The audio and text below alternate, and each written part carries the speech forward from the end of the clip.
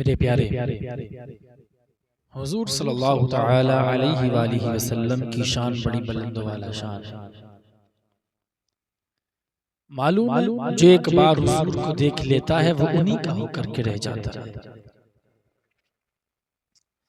کسی شاعر نے کہا تھا نا کہ نبی کے ذکر کی خوشبو سے میرا گھر مہکتا ہے، نبی کے ذکر کی خوشبو سے میرا گھر مہکتا ہے، میں سویا رہوں تو خواب کا منظر مہکتا ہے، نبی کے ذکر کی خوشبو سے میرا گھر مہکتا ہے، میں سویا رہوں تو خواب کا منظر مہکتا ہے۔ اور قدم سرکار نے 1400 سال پہلے رکھا تھا، قدم سرکار نے 1400 سال پہلے رکھا تھا، لیکن اب تک حرا کے غار کا پتھر مہکتا ہے، لیکن اب تک حرا کے غار کا پتھر مہکتا ہے۔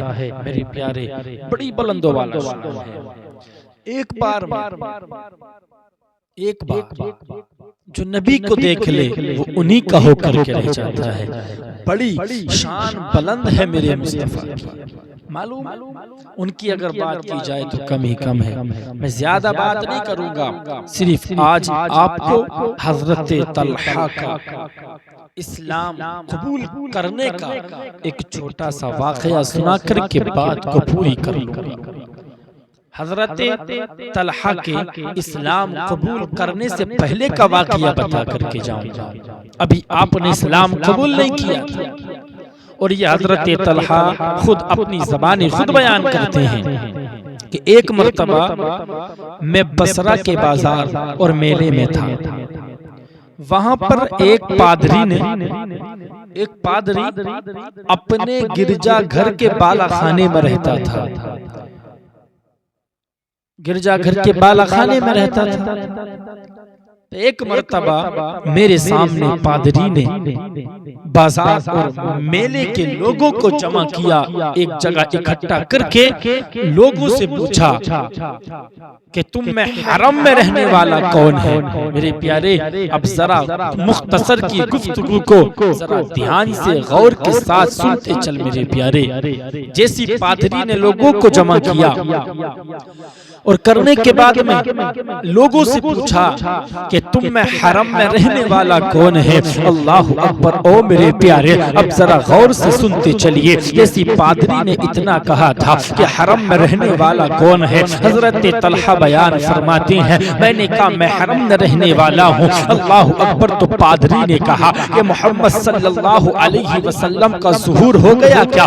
اللہ اکبر، جیسی اتنا کہا تھا تو حضرت طلحہ فرماتے ہیں میں نے دریافت کیا کون محمد؟ اللہ اکبر، تو پادری نے کہا تھا یہ عبداللہ بن مطلب، یہ عبداللہ کے بیٹے ہیں، یہ محمد بن عبداللہ عبد المطلب ہیں۔ اللہ اکبر، پادری نے کہا تھا یہ وہی مہینہ چل رہا ہے جس میں ان کا ظہور ہوگا اور وہ آخری نبی ہوں گے، اور ان کا ظہور حرم مکہ میں ان کا ظہور ہوگا، اور وہ ایسی جگہ ہجرت کر کے جائیں گے جہاں کھجوروں کے باغات ہوں گے اور پتھریلی زمین ہوگی۔ اللہ اکبر، پادری نے کہا تھا کہیں ایسا نہ ہو سارے لوگ ان کی اتباع کر لے اور تم ان کی اتباع سے رہ جاؤ۔ اللہ اکبر، حضرت طلحہ بیان فرماتے ہیں اس پادری نے مجھ سے تفصیلی کے ساتھ سارا بیان کیا اور اس کی بات میرے دل کو لگی۔ اللہ اکبر، حضرت طلحہ فرماتے ہیں میں اسی وقت میں تیزی کے ساتھ وہاں سے نکلا اور جیسی میں مکہ پہنچا اور مکہ جانے کے بعد میں نے لوگوں سے پوچھا کیا کوئی نئی بات پیش آئی ہے؟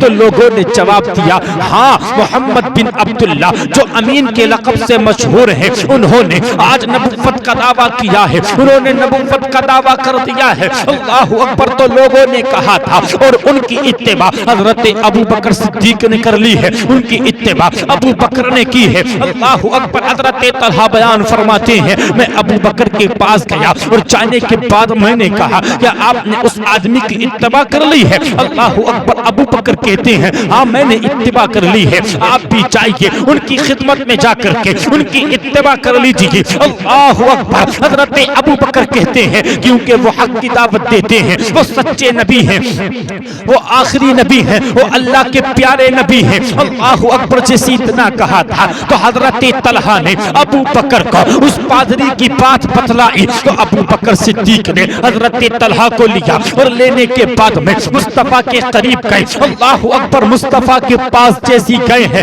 حضرت طلحہ نے جیسی میرے مصطفیٰ کے چہرے کو دیکھا ہے، او میرے پیارے، اللہ اکبر، مصطفیٰ کو دیکھنا تھا۔ اللہ اللہ۔ حضرت طلحہ نے جیسی مصطفیٰ کو دیکھا ہے اور اسلام میں داخل ہو گئے ہیں، آپ نے کلمہ پاک پڑھا ہے، لا الہ الا اللہ محمد الرسول اللہ، آپ داخل اسلام ہوئے ہیں۔ او میرے پیارے، پھر حضرت طلحہ نے اس پادری کی بات میرے مصطفیٰ کو بتلائی ہے کہ پادری نے ایسے ایسے کہا تھا۔ میرے مصطفیٰ نے جیسی بات کو سنا اور سننے کے بعد میں میرے مصطفیٰ بہت خوش ہوئے ہیں۔ او میرے پیارے، کسی شاعر نے کہا ہے کہ زلف دیکھی ہے کہ نظروں نے گھٹا دیکھی ہے، ارے لٹ گیا جس نے محمد کی ادا دیکھی ہے۔ زلف دیکھی ہے کہ نظروں نے گھٹا دیکھی ہے، زلف دیکھی ہے کہ نظروں نے گھٹا دیکھی ہے، ارے لٹ گیا جس نے محمد کی ادا دیکھی ہے۔ یار مصطفیٰ کا چہرہ ایک بار دیکھ لے انسان دیکھتا رہ جاتا۔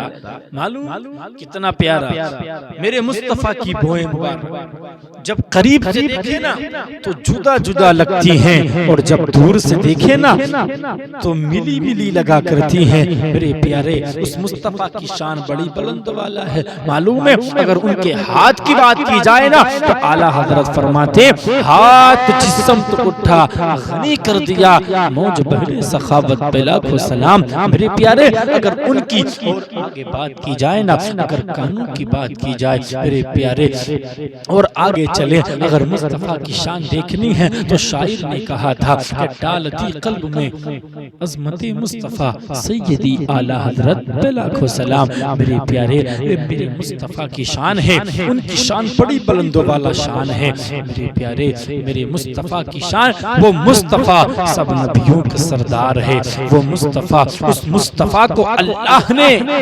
رحمت بنا کر کے نہیں، رحمت لے کر کے نہیں، بلکہ پیر سے سر تک رحمت بنا کر کے بھیجا ہے۔